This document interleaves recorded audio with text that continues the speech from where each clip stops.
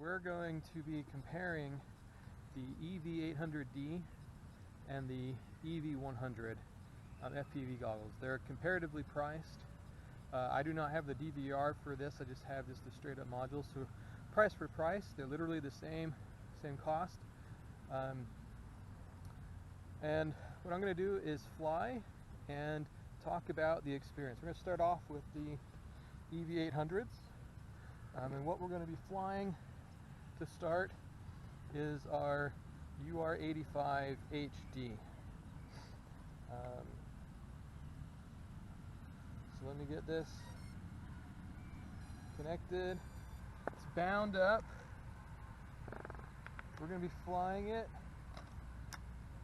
with the T8SG transmitter. This is my go-to transmitter. Literally, I fly pretty much everything I own with it now.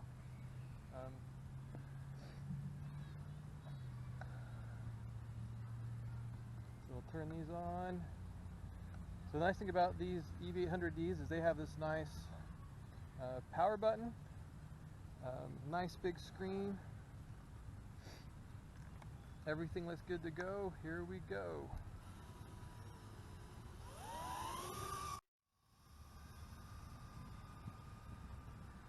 So what I like about this is it feels so immersive. The screen is just so huge. So huge.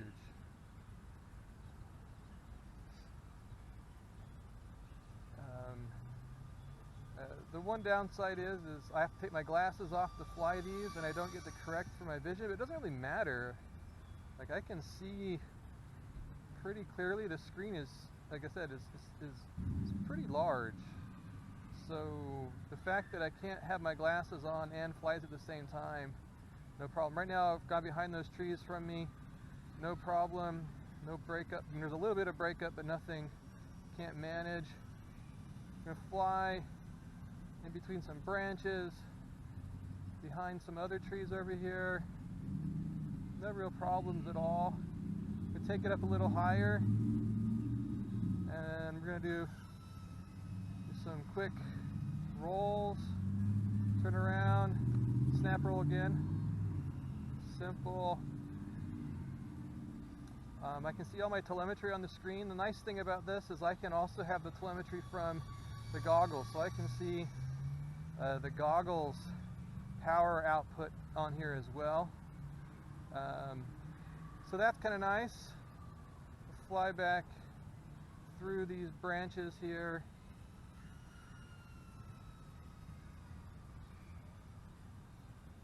Inverted. Nope. Too much.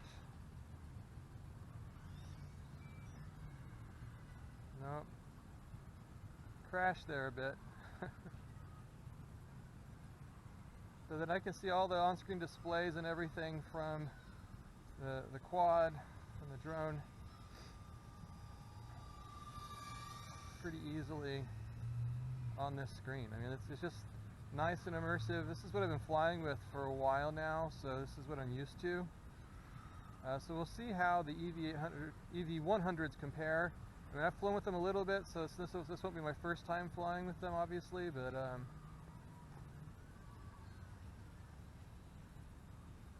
yeah, these, I've just gotten so used to them. You can see how they look on my face. Kind of make your own impressions from that. I don't feel like they're heavy. I like that it has a strap coming over the top of my head. I can keep my head up high. I often tend to bend my neck down with these, but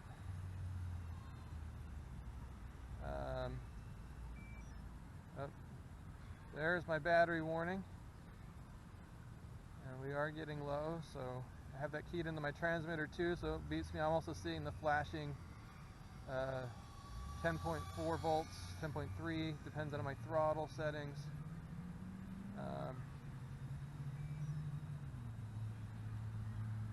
Yeah. Yes, and I tend to move with the quad. It's kind of funny, I know. All right, we're going to bring this in, and we're going to switch over to the EV100s, and I'm going to kind of give my impressions with those.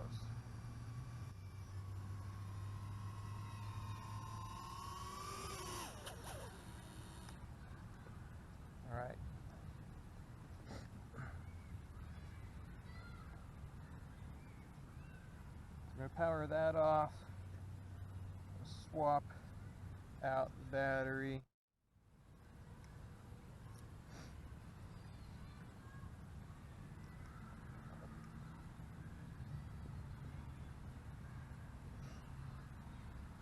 While I get the battery, we'll just plug these in. So it's really simple to get those going. And then we'll plug in a new battery.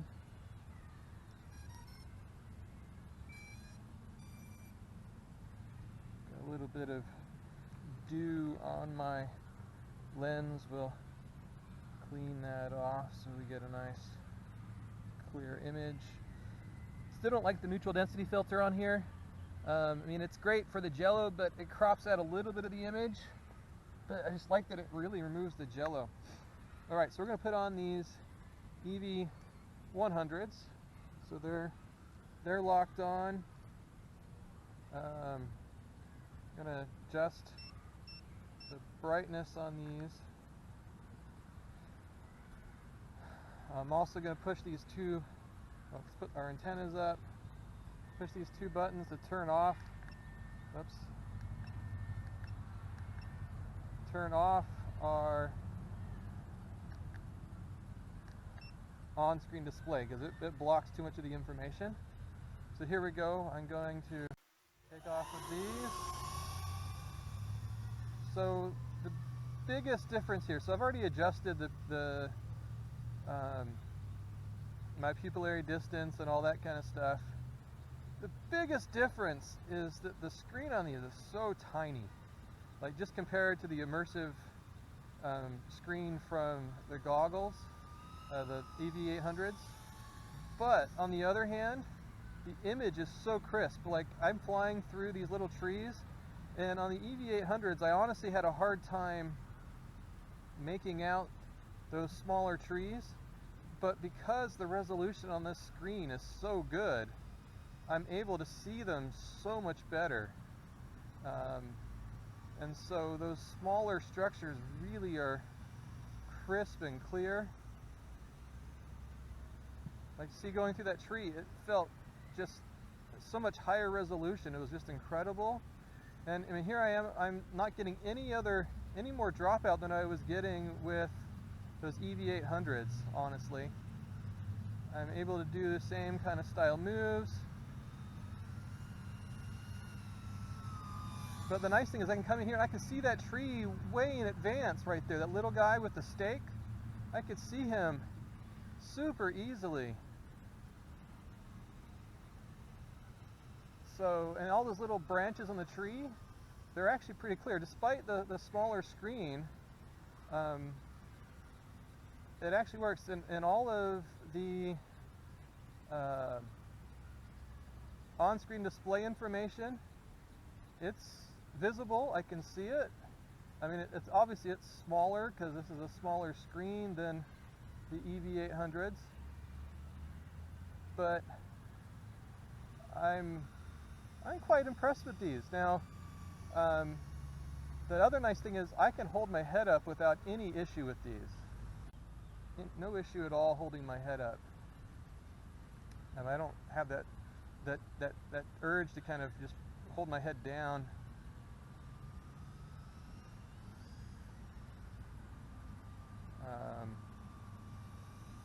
So I don't know. I mean, the longer I'm flying with these, the more immersive they feel. Like I'm adjusting my vision to them.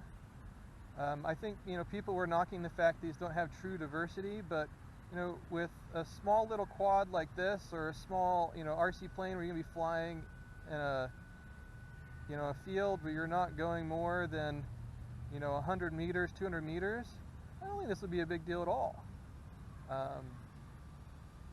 And again, like the big difference to me is how crisp the screen feels. Like it just feels so much more crisp than the one from EV800s. Now the EV800s, again, don't get me wrong, they are super immersive.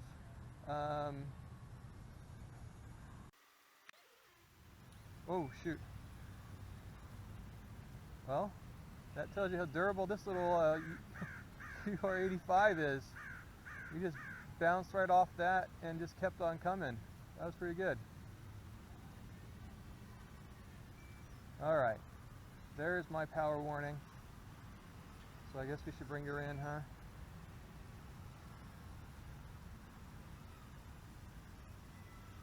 Check, make sure I didn't damage anything, but yeah, I mean, everything is so crisp on this screen. It's just incredible, actually.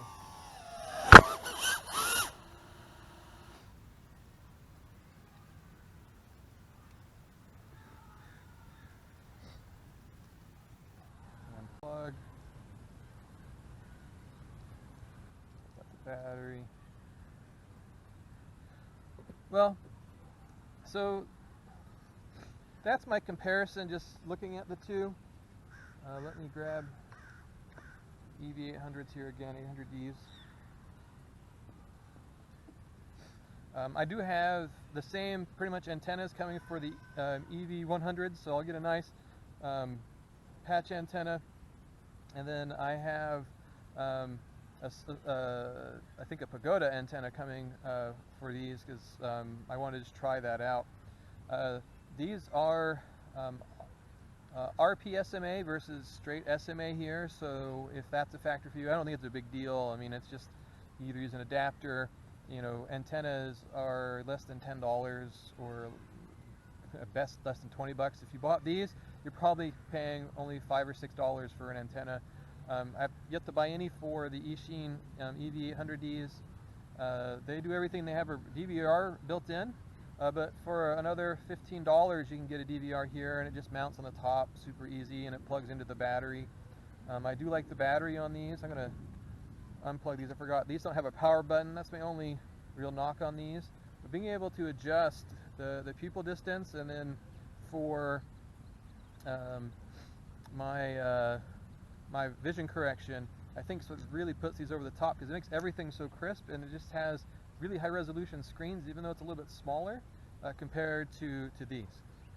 So anyway, I'll let you kind of see that comparison.